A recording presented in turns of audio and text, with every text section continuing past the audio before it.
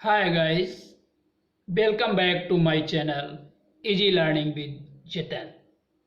आज के इस वीडियो में हम use of nominative case pronouns का विस्तृत अध्ययन करेंगे। नंबर 1, किसी वाक्य के वर्ब क्रिया के सब्जेक्ट के रूप में नॉमिनेटिव केस के प्रोनाउन का प्रयोग होता है। यहाँ पर हम कह रहे हैं किसी वाक्य की क्रिया के सब्जेक्ट के रूप में नॉमिनेटिव केस के प्रोनाउन का प्रयोग होता है। जब किसी वाक्य की क्रिया के सब्जेक्ट के रूप में प्रयोग करना हो तो हमें प्रोनाउन किस टाइप का चाहिए? हमेशा नॉमिनेटिव केस के प्रोनाउन का प्रयोग करना चाहिए। हमने यहाँ पर एक उदाहरण लिया है, they came here by train.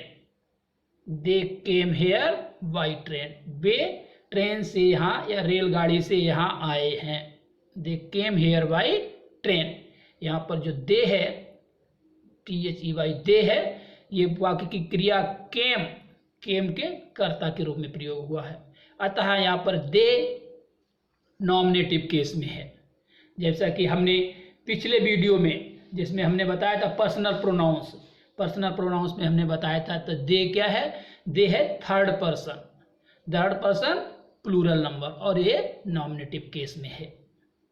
Number 2, जब किसी वाक्य में कर्ता के रूप में दो या दो से अधिक प्रोनाउंस किसी कंजंक्शन, एंड और एटसेट्रा से जुड़कर प्रयुक्त हों तो वे नॉमिनेटिव केस में प्रयुक्त होते हैं। यहाँ पर हम कह रहे हैं जब किसी वाक्य में कर्ता के रूप में दो या दो से अधिक प्रोनाउंस कंजंक्शन, एंड और एटसेट्रा से जुड़े हों तो वे नॉमिनेटिव केस में प्रयुक्त होते हैं।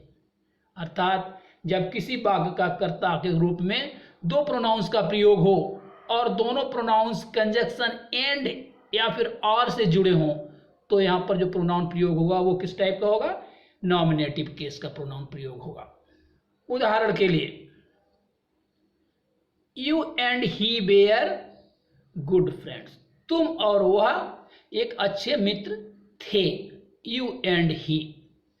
यहाँ पर जो वाक्य है, इस वाक्य के दो प्रोनाउंस प्रयोग किए गए, यू एंड ही, और दोनों के बीच में कंजंक्शन एंड का प्रयोग किया गया है। हमारे ऊपर के नियम के अनुसार जब किसी वाक्य में दो प्रोनाउंस का प्रयोग हो और दोनों प्रोनाउंस कर्ता के रूप में कार्य कर रहे हो और दोनों के बीच में कंजंक्शन, एंड या फिर और का प्रयोग हो तो जो प्रोनाउंस प्रयोग होंगे वो नॉमिनेटिव केस में होंगे।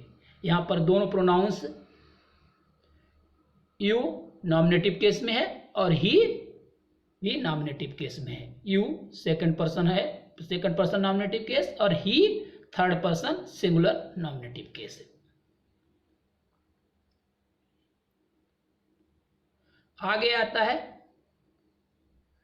तीसरा, यदि किसी वाक्य के वर्ब के सब्जेक्ट के रूप में एक नाउन तथा एक प्रोनाउन कंजंक्शन, एंड आर से जुड़कर प्रयुक्त हों तो वहां पर नॉमिनेटिव केस का प्रोनाउन प्रयोग किया जाता है। यहाँ पर नियम हमारा कहता है, यदि किसी वाक्य में कर्ता के रूप में एक नाउन का प्रयोग हो तथा एक प्रोनाउन हो और दोनों एंड या फिर और से जुड़े हों तो वहां पर जो प्रोनाउन प्रयोग होगा वो किस केस में होगा? नॉमिनेटिव केस में। हमने उदाहरण के लिए यहाँ पर एक वाक्य लिया है, Ram and I go to office every day. राम और मैं अपने कार्यालय प्रतिदिन जाता हूँ। राम एंड आई, यहाँ पर राम नाउन है तथा ये आई प्रोनाउन है। दोनों के बीच में कंजंक्शन एंड लगा हुआ है, तो ऊपर के नियम के अनुसार दोनों के बीच कंजंक्शन लगा हुआ है, तो यहाँ पर नाउन तो राम है, इसके बाद में जो प्रोनाउन है वो आई है, वो नॉमिनेटिव केस में प्रयोग हुआ है। आई है नॉमिनेटिव केस में प्रयोग हुआ है। आई है वो first person singular nominative case है। आगे आता है, टू बी का प्रयोग इन्फिनिटिव के रूप में होने पर तथा वाक्य का कर्ता स्पष्ट न हो तो इसके बाद नॉमिनेटिव केस के प्रोनाउन का प्रयोग होता है। इन्फिनेटिव का एक वीडियो मैं आगे बनाऊंगा, उसके बाद आपको ये क्लियर हो जाएगा। इन्फिनेटिव क्रिया से पहले जब टू लगा देते हैं तो इन्फिनेटिव बन जाता है। टू बी का प्रयोग इन्फिनेटिव के रूप में होने पर तथा वाक्य का कर्ता स्पष्ट न हो, यहाँ पर हमारा नियम कहता है जब टू बी क्रिया का प्रयोग इन्फिनेटिव के रूप में हो तथा उस वाक्य का कर्ता स्पष्ट न हो, तो हम क्या करते हैं, उसके साथ जो कर्ता प्रयोग, जो प्रोनाउन प्रयोग होगा वो हमेशा नॉमिनेटिव केस में होगा। उदाहरण के लिए, I would not want to be ही।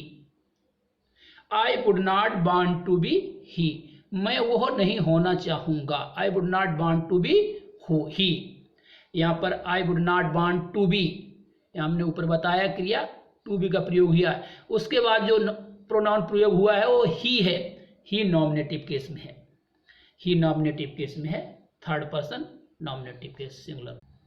नियम 5, बी जैसे is, are, am, was, were, has been, have been etcetera से पहले प्रयुक्त नाउन या प्रोनाउन नॉमिनेटिव केस में हो तो उसके बाद प्रयुक्त होने वाला प्रोनाउन नॉमिनेटिव केस में होता है। जैसा कि हम सबको पता है, बी के फॉर्म में दिया है, बी के फॉर्म होते is, are, am, was, were, has been, have been से पहले प्रयुक्त, इससे पहले कोई प्रयुक्त नाउन या प्रोनाउन हो तो जो कि नॉमिनेटिव केस में हो तथा इसके बाद प्रयुक्त होने वाला प्रोनाउन हमेशा नॉमिनेटिव केस में ही होता है। तो यहां पर क्या दिखा है, एग्जाम्पल हमने लिया है, इट इज आई, मैं हूं, इट इज आई, यहां पर क्रिया का प्रयोग लिया है इट इज। बी का रूप में हमने क्या प्रयोग किया है, इज का प्रयोग किया है, ठीक है। इससे पहले कोई नॉमिनेटिव केस का प्रयोग किया है, प्रोनाउन या नाउन नॉमिनेटिव केस में इट है, नॉमिनेटिव केस में है। इसके बाद जो प्रोनाउन प्रयोग हो रहा है आई, वो भी नॉमिनेटिव केस में है। नोट,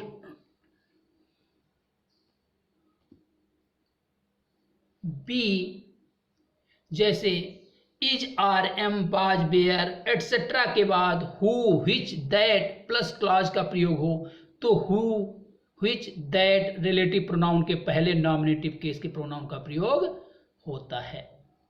बी, जब किसी वाक्य में बी क्रिया के रूप is, are, am, was, bear का प्रयोग हो तथा उसके बाद में relative pronouns which, who, that plus clause का प्रयोग हो तो which, who, which, that relative pronoun के पहले नॉमिनेटिव केस के प्रोनाउन का प्रयोग होता है। यहां पर हमने उदाहरण लिया है, it is I who have helped you, it is I who have helped you, ये मैं हूं जिसने आपकी मदद की। इट इज आई यहां पर बोल रहा है, यहां पर सबसे पहले देखा बी का रूप इज का प्रयोग किया गया है। इससे पहले क्या लिखा है, इसके बाद में रिलेटिव प्रोनाउन आई के बाद में, आई के बाद रिलेटिव प्रोनाउन हु का प्रयोग हुआ है। इसके बाद जो भी प्रोनाउन प्रयोग होगा वो काहे में प्रयोग होगा, नॉमिनेटिव केस में। यहां पर ये प्रोनाउन यू प्रयोग हुआ जो कि नॉमिनेटिव केस में, सेकंड पर्सन नॉमिनेटिव केस में है। नियम नंबर 2, टू बी का प्रयोग इन्फिनेटिव के रूप में हो तथा इसके पहले प्रयुक्त नाउन या प्रोनाउन ऑब्जेक्टिव केस में हो तो इसके बाद प्रयुक्त होने वाला नाउन या प्रोनाउन ऑब्जेक्टिव केस में होता है। जब टू बी का प्रयोग इन्फिनेटिव के रूप में हो तथा इसके पहले प्रयुक्त नाउन या प्रोनाउन ऑब्जेक्टिव केस में है तो इसके साथ हमेशा नाउन या प्रोनाउन ऑब्जेक्टिव केस में ही आएगा। जबकि ऊपर वाले नियम में लिखा था इससे पहले नॉमिनेटिव केस में प्रयोग था तो आप बाद में आने वाला प्रोनाउन नॉमिनेटिव केस में था। यहाँ पर लिखा है इससे पहले यदि कोई नाउन या प्रोनाउन ऑब्जेक्टिव केस में है तो बाद में आने वाला नाउन या प्रोनाउन भी ऑब्जेक्टिव केस में ही होगा। I know the man to be him, मैं उस आदमी को जानता टू बी हिम कि वही है। यहाँ पर क्रिया का रूप लिखा है टू बी, इन्फिनेटिव रूप प्रयोग हुआ है। इससे पहले आई नो द मैन, इसके बाद में हमने कौन सा प्रोनाउन किया है, हिम, हिम ही का ऑब्जेक्टिव केस होता है। दोस्तों आशा है आपको ये वीडियो अच्छा लगा होगा। यदि अच्छा लगा हो तो कृपया इसको सब्सक्राइब, लाइक तथा अपने दोस्तों के बीच शेयर करें। धन्यवाद।